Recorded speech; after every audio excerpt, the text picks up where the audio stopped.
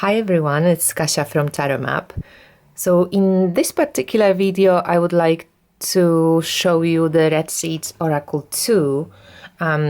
This is a deck by Linda Hill, and you can visit her at www.theredseeds.co.uk, and she is, an artist, and she does all the artwork, and she creates these oracle decks herself. I did have this Red Seeds Oracle, the first one, for a long time now, and if you had a reading with me, that you most probably have gotten a card from this deck. This is one of my favorite oracle decks. It's 45 cards in each of the decks. The second part also has 45 cards, and the artwork and words are by Linda Hill.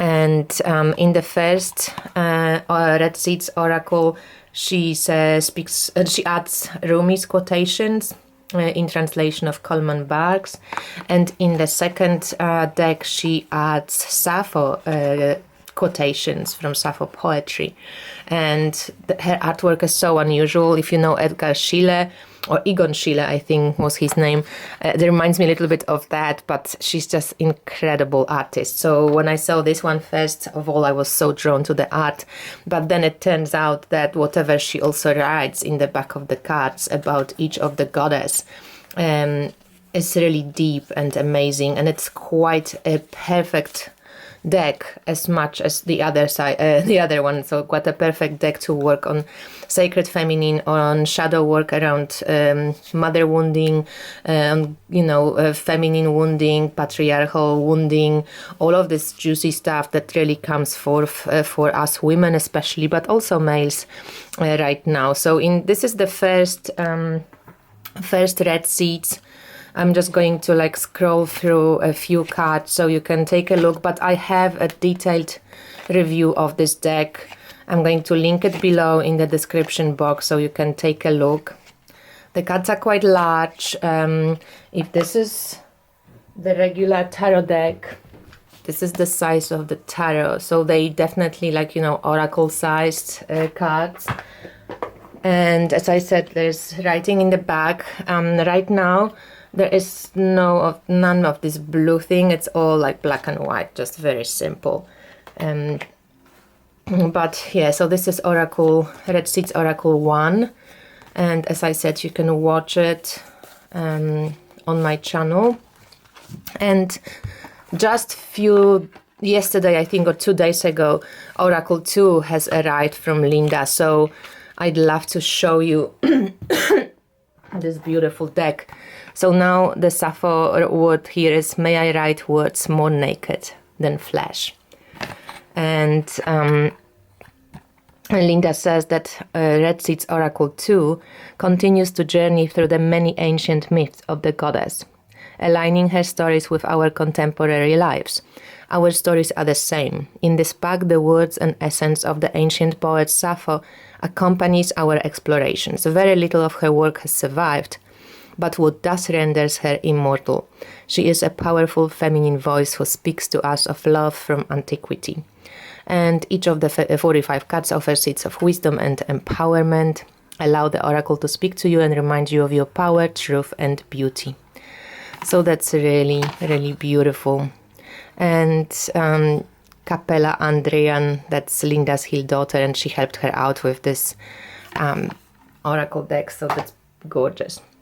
Okay, so let's just go through all the cards so that you can take a look, and if you don't want to see all the cards, you can skip parts of this video. I'm just going to show you the pictures first, and then I'm going to pull one card and we read it so that you can see how the oracle is structured, how it works. I love this. This is my pull for today, and it's called I Am Blood, and it is Hecate. There's quite a few unknown to me goddesses. Linda goes very deeply into the sacred feminine work, so she's a well of wisdom when it comes to different goddesses and expressions, and she always has this challenge and gift So challenge of Hecate is taboos, something we don't speak about, and the gift is honoring. So she speaks here about the menstruation blood, how menstruation has the stigma and how females were persecuted or often, you know, kind of thought of as crazy during menstruation, and how that stigma still continues until this day, and how we might rework that mythology around it. So the next one is I am safe. And that's Brizo, vulnerability and shelter. So it's not your typical light, you know, love and light oracle. I spoke to Linda briefly, and this one feels, even the second one feels a little bit even more shadow worky to me, but I'm sure everybody, you know, I just went through the deck one just to prepare myself for this review, and it wasn't very light either. So, but the coloring, the artwork, just take a look at artwork. I am donning. This is Eos. So you always get this quotation of Rumi or of Sappho in the second part.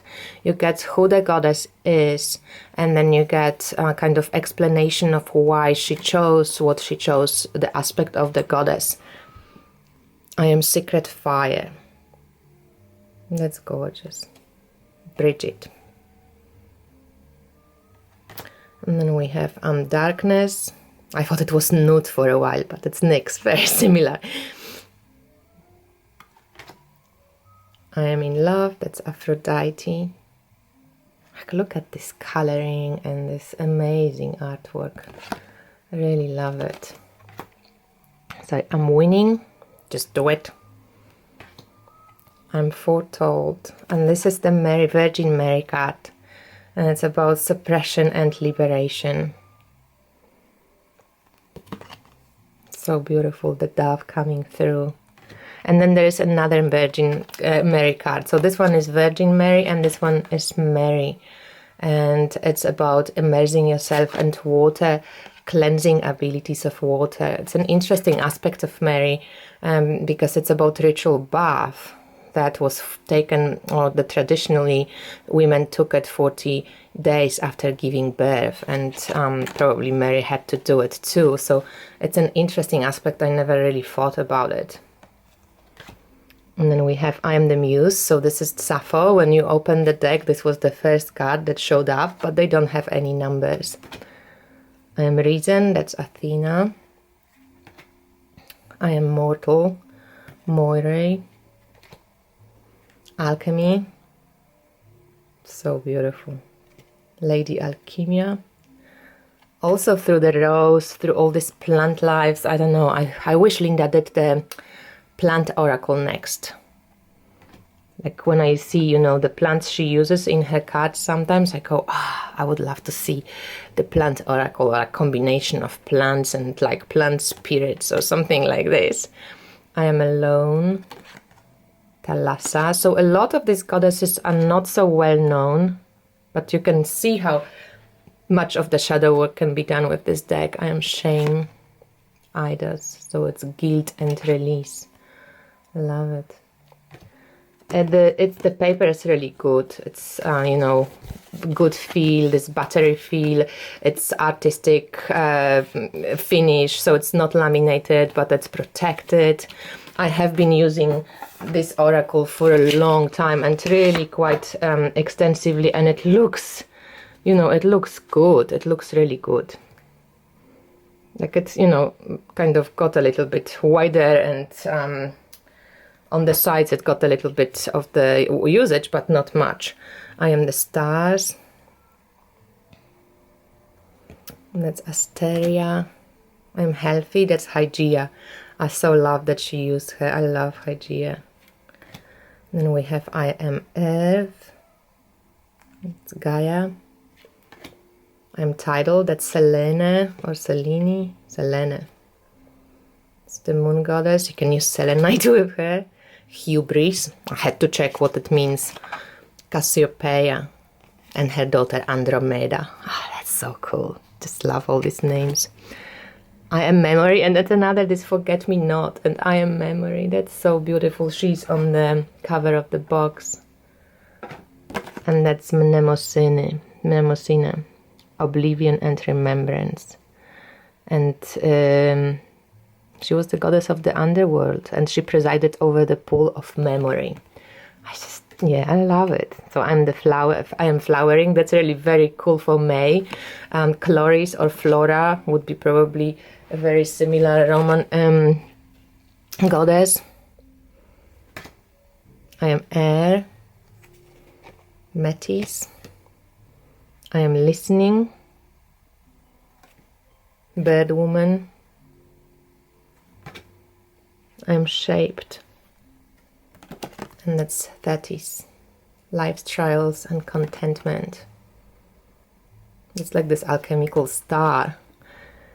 I'm guided, and again, this, mistletoe that the goddess is holding. Linda, if you watch this, please make a plant oracle. Obstacles, assistance. I'm tired, again, a plant here.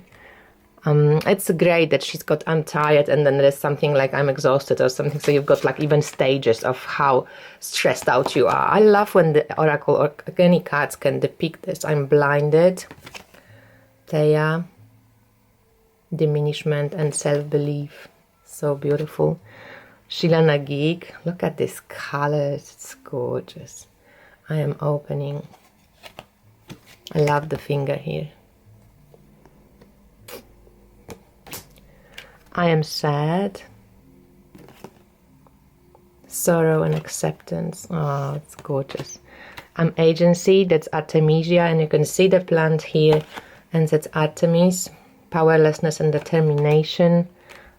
I am nurture, so sweet. Amalthea, risking protection. I am the beauty myth, and this is the Psyche. So that's interesting with that box.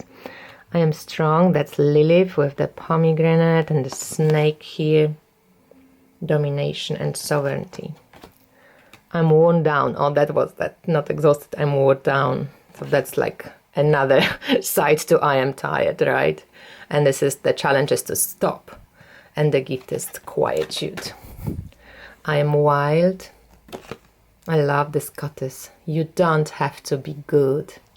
That's also for mother wounding. I think that's perfect. I'm golden. Hesperis. I am despair. The challenge is hopelessness, gift, trust, oasis. Delusion. Ate.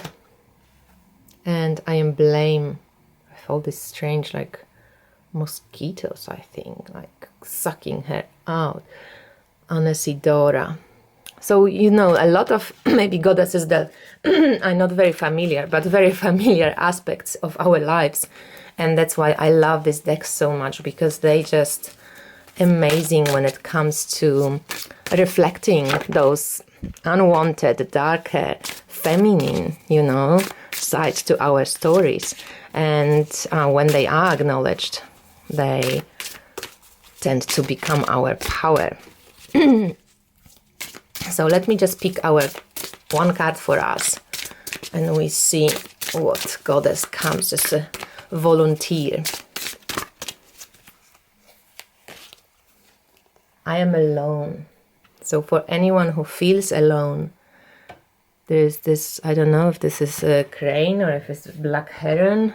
Grey heron, don't know, but it's Thalassa. And the Sappho says, the moon has set beyond the seas, and vanished are the Pleiades. Half the long weary night has gone, time passes, yet I lie alone. Thalassa was the primordial Greek goddess of the sea. She was known as the goddess of the lonely shores, as she embodied the vast non-populated areas at the sea. Cormorant. So that's the cormorant. Cormorants, large birds who dive deep into water to feed, kept her company. These birds are the metaphor for our descent into the deep waters of the unconscious, where lies a deep sea of feelings, shadows, desires, memories, wounding and healing. To be alone can be a joyous state of solitude, a fullness and a space of knowing we are enough. To be lonely is a painful emotional response to sadness and isolation, and a feeling that something is missing in our lives. To be surrounded by people who don't understand or connect with us can too be a lonely experience. So the challenge is the loneliness, and the gift is solitude, and knowing the difference between the two is, maybe something that you want to pay attention to today. So this is the Red Seeds Oracle number 2 by Linda Hill. And what can I say? I'm being like 100% honest. This is one of my favorite oracle there is, and I think for Linda to just create so much amazing artwork and just put it for us to use, it's incredible. So thank you, Linda, so much for sharing this gorgeous deck with us. And I'm linking the oracle, the video about the Red Seeds Oracle 1 in the description box below, and please let me know what you think about this deck, because I'm overwhelmed by just, all this beauty in my hands. Thank you for watching, and I speak to you soon. Bye.